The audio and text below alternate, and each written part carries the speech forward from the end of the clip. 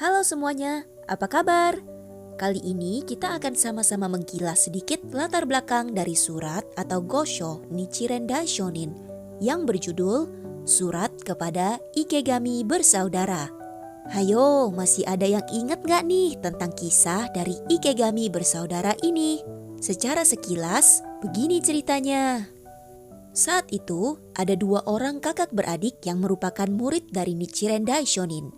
Sang kakak bernama Munenaka dan adiknya bernama Munenaga. Mereka berasal dari keluarga samurai yang status sosialnya cukup tinggi dan terhormat karena ayah mereka adalah seorang pejabat yang melayani pemerintahan Kamakura saat itu dan bekerja di bidang konstruksi dan pembangunan milik pemerintah. Walaupun mereka adalah keluarga yang cukup terpandang, tetapi ada suatu hal yang membuat keluarga ini menjadi tidak harmonis. Ayah mereka adalah pengikut setia dari Biksu Ryokan dari aliran Shingon, aliran Buddhisme yang cukup populer di zaman itu dan berpengaruh dalam pemerintahan Jepang. Dan mereka semua sangat membenci dan memusuhi Nichiren Daishonin yang menyebarkan ajaran sutra bunga teratai, termasuk seluruh murid-muridnya. Jadi bayangkan saja betapa marahnya sang ayah saat dia mengetahui bahwa putra-putranya ternyata memeluk ajaran sutra bunga teratai sebagai murid Daishonin.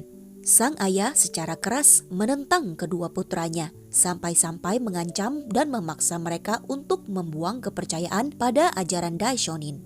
Tetapi dua kakak beradik ini mempertahankan kepercayaan mereka dan terus berjuang sebagai murid Daishonin yang sejati. Dalam upayanya untuk menentang putra-putranya, sang ayah sampai memutus hubungan dengan sang kakak sebanyak 2 kali. Tidak terbayang ya betapa kacaunya situasi keluarga mereka saat itu. Di zaman itu, anak sulung berhak mendapatkan warisan kekayaan dan nama keluarganya. Hal ini adalah sesuatu yang sangat penting di dalam budaya masyarakat Jepang saat itu. Banyak sekali kasus di mana kakak beradik bersaing dan menjadi gelap mata hingga terjadi pertikaian dan pembunuhan hanya untuk mendapatkan posisi warisan. Lalu, jika seseorang diputus hubungan oleh keluarganya, hal ini betul-betul adalah sesuatu yang dianggap sangat memalukan. Biasanya akan berujung menjadi sangat menderita dan miskin, sampai bisa diasingkan oleh masyarakat luas. Sanksi sosial di masa itu betul-betul sangat kental. Dalam kejadian keluarga Ikegami ini, sang ayah pada dasarnya memprovokasi persaingan antara kedua putranya, memberikan sang adik peluang besar untuk mewarisi semuanya, asalkan dia mau mematuhi sang ayah dan berhenti menjadi murid Daishonin. Kalau kita di posisi seperti itu, apakah kita bisa menahan tidak tergiur oleh harta dan status sosial? Nichiren Daishonin yang mengetahui semua hal ini dari laporan yang diterimanya menjadi sangat khawatir, terutama kepada sang adik. Jika saja mereka dengan mudah membuang hati kepercayaan dan menaati perintah ayah mereka, secara kasat mata mungkin semuanya akan menjadi lebih baik dan tidak akan terjadi kesulitan yang berlanjut. Tetapi Daishonin justru mengajarkan bahwa meninggalkan atau merendahkan ajaran sutra bunga teratai akan mengakibatkan dosa besar yang sangat berat. Surat atau Gosho ini adalah salah satu surat yang beliau tulis sebagai dorongan semangat dan bimbingan yang tegas untuk kedua kakak beradik Ikegami, termasuk kepada istri mereka masing-masing. Daishonin mendorong mereka semua untuk sungguh-sungguh bersatu hati menghadapi masalah ini dan terus mempertahankan kepercayaan mereka pada ajaran sutra bunga teratai. Surat ini ditulis oleh Daishonin pada tahun 1276 saat beliau berada di Gunung Minobu. Dalam surat yang sangat panjang ini, Daishonin awalnya menjelaskan mengapa sutra bunga teratai adalah sutra yang tertinggi di atas semua sutra dan ajaran lainnya. Beliau juga menjelaskan tentang dosa besar dari meninggalkan kepercayaan ini. Jika kakak beradik Ikegami goyah dan membuang kepercayaan mereka pada sutra bunga teratai, bukan hanya mereka akan membuat dosa yang sangat besar, tetapi mereka pun akan menarik ayah dan semua keluarga mereka jatuh ke dalam penderitaan neraka. Daishonin kemudian menjelaskan betapa sulitnya bisa bertemu dan berjodoh dengan orang yang bisa membabarkan ajaran sutra bunga teratai yang sejati, yang sesuai dengan yang dikehendaki Sang Buddha Sakyamuni.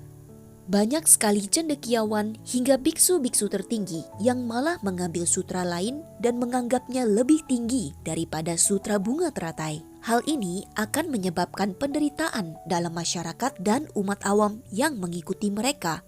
Terlebih lagi, fungsi iblis selalu muncul untuk berusaha menghancurkan semangat kita dalam bentuk yang membingungkan dan tidak terduga.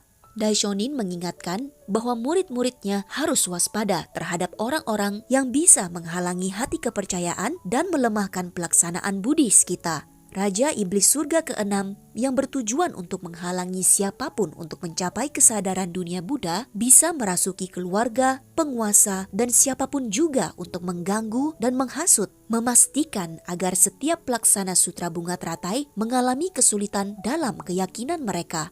Banyak sekali penjelasan prinsip-prinsip Buddhisme sejati yang Daishonin babarkan kepada kakak beradik Ikegami ini agar mereka bisa betul-betul mengerti secara jelas tentang realita yang sedang dihadapi dan agar mereka bisa tetap teguh menghadapi semuanya berdasarkan semangat sejati dari ajaran Sutra Bunga Teratai.